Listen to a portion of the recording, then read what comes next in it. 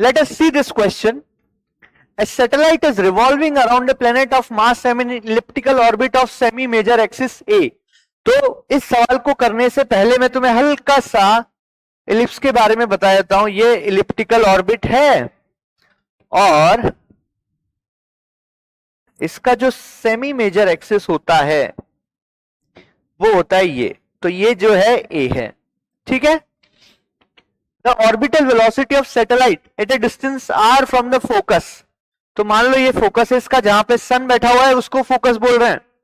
तो यहां से आर डिस्टेंस पे अगर ये प्लेनेट आर डिस्टेंस पे घूम रहा है तो यहां पे इसकी स्पीड क्या होगी. ये आर डिस्टेंस है भाई. ठीक है. चलिए भाई, सवाल क्लियर है सबको कि सन से आर डिस्टेंस पे अगर प्लेनेट घूम रहा है तो उस वक्त उसकी ऑर्बिटल वेलोसिटी क्या होगी. ठीक है. तो इस सवाल को करते हैं नेक्स्ट पेज पे, है ना. ये डायग्राम थोड़ा सा ध्यान रखेंगे. इसमें अपन कंजर्वेशन ऑफ एनर्जी का कॉन्सेप्ट लगाएंगे. कंजर्वेशन ऑफ एनर्जी का कॉन्सेप्ट लगाएंगे. ठीक है. अब सैटेलाइट की एनर्जी होती है -GMM/2A. ठीक है. Where A is semi major axis. और अगर सैटेलाइट ऑर्बिटल सर्कुलर ऑर्बिट में घूम रही है तो उसकी एनर्जी होती है -GMM/2R. तो टोटल एनर्जी हो गई इतनी. ठीक है. अच्छा, अब टोटल एनर्जी और यहां पे इसकी एनर्जी क्या क्या होगी. देखो इस पॉइंट P पे इसकी एनर्जी क्या क्या होगी. पोटेंशियल एनर्जी और काइनेटिक एनर्जी की फॉर्म में होगी. तो पोटेंशियल एनर्जी होगी -GMM/R और काइनेटिक एनर्जी होगी ½ mv². चलो लिख देते हैं. तो पोटेंशियल एनर्जी होगी -GMM/R प्लस पोटेंशियल और काइनेटिक एनर्जी हो गई ½ mv². तो बेसिकली उसको सॉल्व करना है. तो इसमें पूछा गया है ऑर्बिटल स्पीड, मतलब v पूछा है. ठीक है.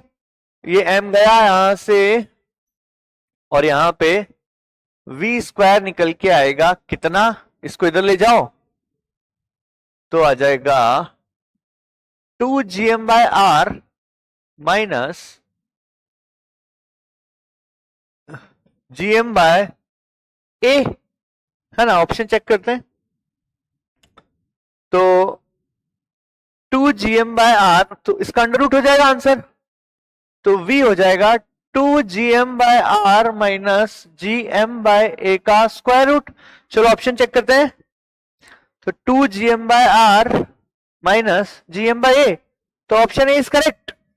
So what concept has been used? Conservation of mechanical energy.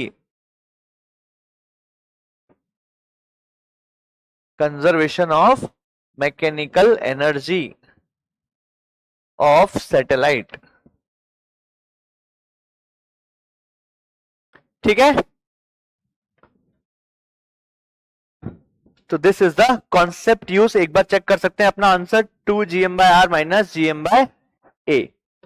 ठीक है.